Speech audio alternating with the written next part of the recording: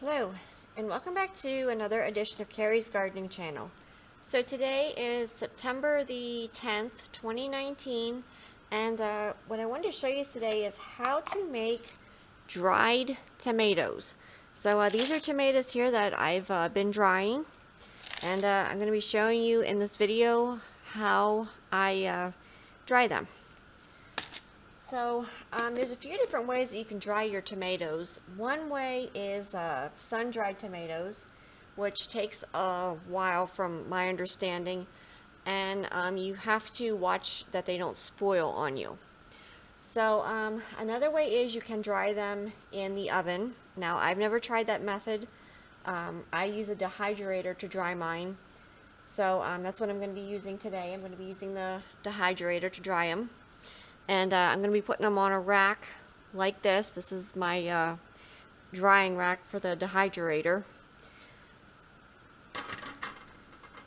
So I have a few different types of tomatoes here. These are the Cherry Roma tomatoes. This is an heirloom that I just started growing this year. And it is a paste tomato, and it works great for drying. And it also works for spaghetti sauces. And I did do a review of this on my channel. And then I do have an early treat hybrid tomato here, and I have been drying these dry very well. And I have one of my early girl tomatoes here, and these dry very well too. I've tried a bunch of different types of tomatoes. The Russian purple tomato worked very well. That's another heirloom, and I did do a review of that on my channel as well. I did use the Park Whoppers. They worked very well. The Mountain Fresh hybrid tomato, that worked very well. Better Boy worked very well. So there's a few different ways that you can do these. Now, my book recommends slicing the fruit about 1/2 inch thick. So for these little tomatoes here, what I do is I cut the little stem off at the top, and I just slice the tomato in half, and then I'll put this on my drying rack. Now for the larger tomatoes, there's a few different ways that you can do these. The easiest way that I've found is to cut the tomato in half, and you can just do your little chunks of tomato like this. Or another way that you can do them is to just take the tomato and slice it. And you can either cut this in half, or you could choose to let it whole if you wanted. Now for these right here, there is another way that you can do these. You can do these in little circles, and then just place them on your drying rack. A few things that I have learned is if you cut your tomatoes too thin, you're gonna wind up with basically nothing when they dry, because these will shrivel up to this size here, which you can see they're very thin and they're very small. So you want to make sure that you're not cutting your tomatoes too thin.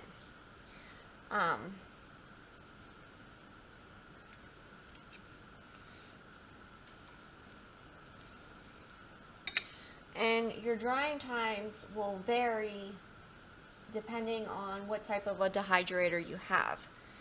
And I've noticed with this one here, it varies depending on how full your racks are, how thick the slices of the tomatoes are. Now, one thing that I do is after I'm dehydrating the tomatoes for a little while, I come back, I unplug the unit, and I loosen the tomatoes on the rack. And the reason why I do that is so they don't stick. And I did have some issues with them sticking the first 2 batches that I did, and then I tried an experiment of just loosening a few of them to see what would happen, and I noticed then that they weren't sticking. So Mr. Stripey is an heirloom tomato that I did use for drying, and it worked very well. And when you dry them like this, they do hold their sweet flavor, which is nice. And then you can use them like on your pizzas. I mixed them in with the taco meat the one night, and they were really good. So it helps to take up the excess of your harvest, and then you can have it later for wintertime. So I'm going to go ahead and cut more of these up, and then I'm going to come back and put them on the rack. So we'll be right back.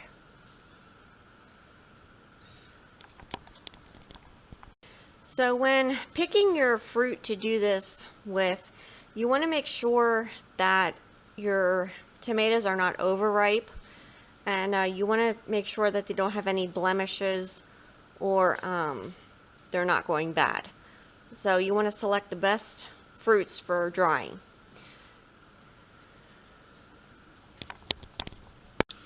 Okay, so you can see how I'm laying the tomatoes out on the drying rack here.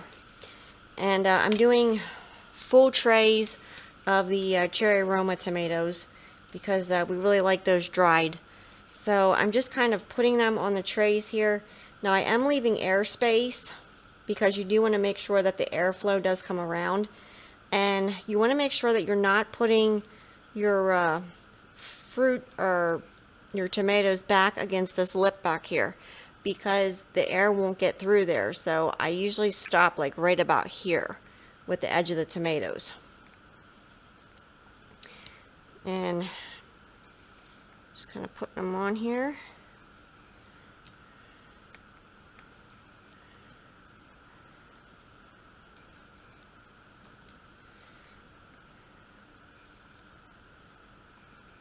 Go.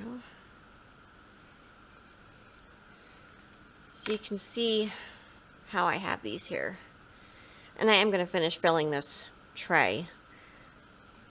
So I'm going to finish cutting the rest of the tomatoes and putting them on the trays, and I'll come back and I will show you, I'll show them to you after I put them in the dehydrator.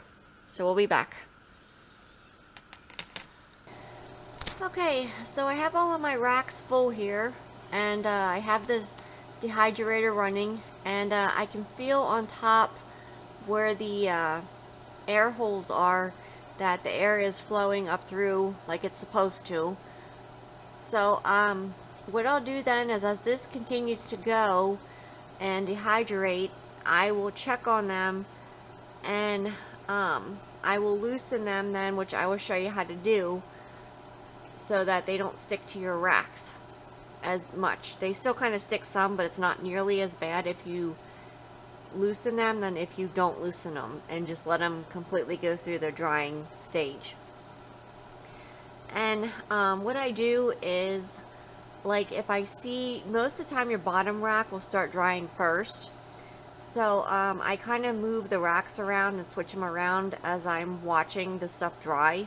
Now when they're first starting to dry, it's going to look like nothing's happening and they're just kind of sitting there, but it can take them a little bit to dry, and each dehydrator is different for how long it will take to get your tomatoes or whatever you're drying done.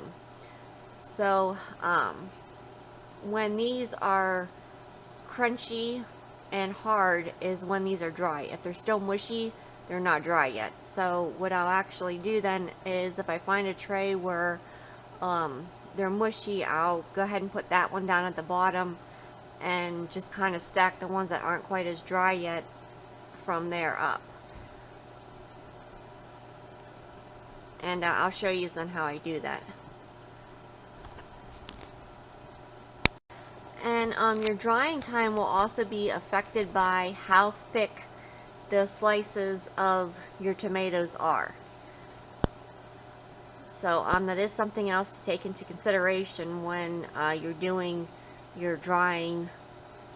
So it's not something that you can really time out. It's just something that you have to watch them, and when they're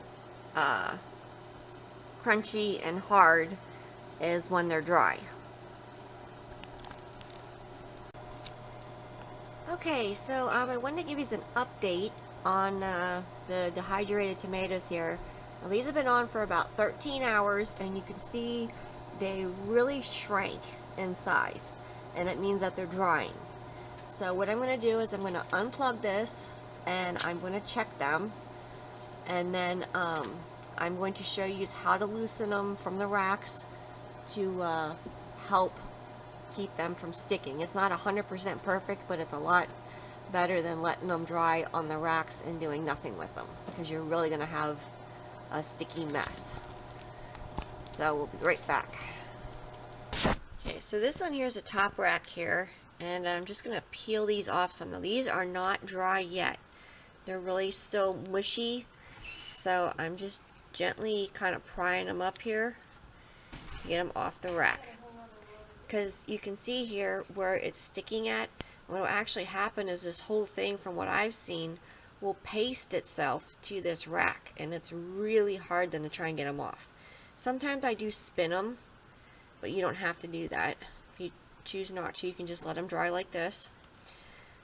Just gonna peel this one here off, and that's what I'm gonna do with all of these. I'm gonna peel them loose, and it took me a little bit to figure this here out, but I do want to share that tip with you because it's really going to help so that you're not wasting your tomatoes.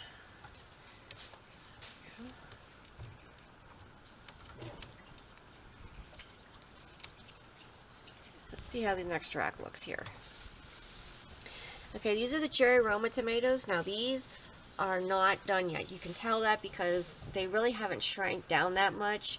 Some of them did, but most of them didn't. So these aren't done yet. They still have to go longer.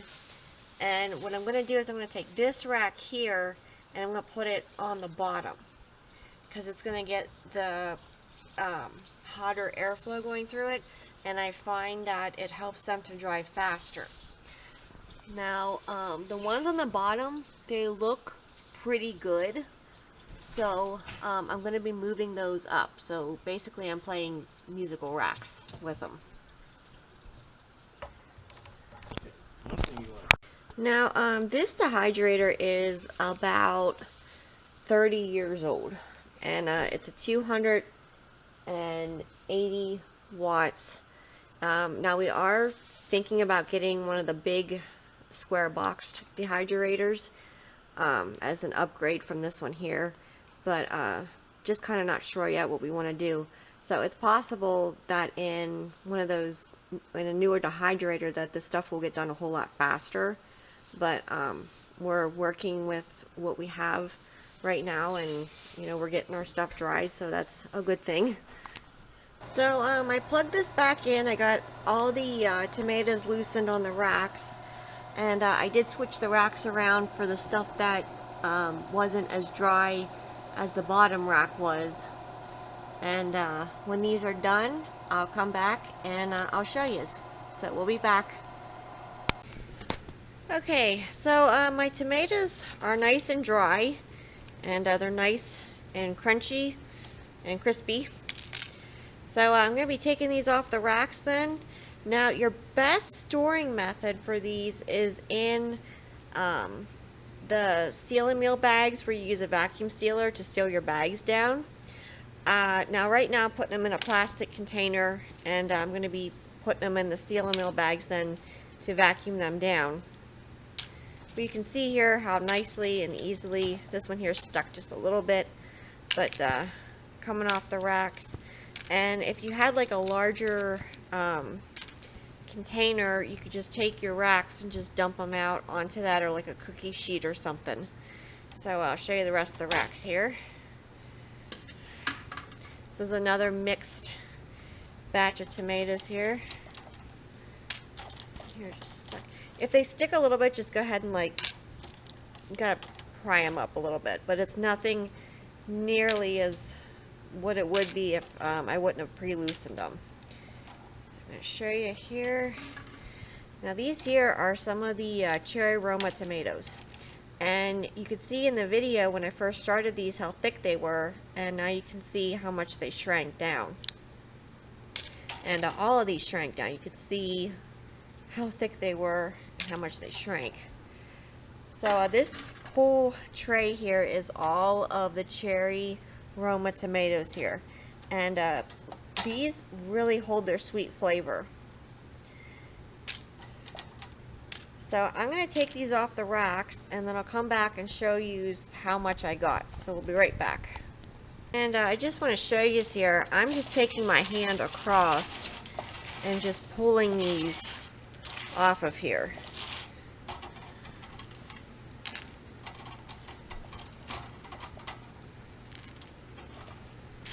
And when I first tried this, I didn't loosen them as they were drying, and I had a big mess. So I definitely recommend loosening them just one time as they're drying, and they come off so much nicer.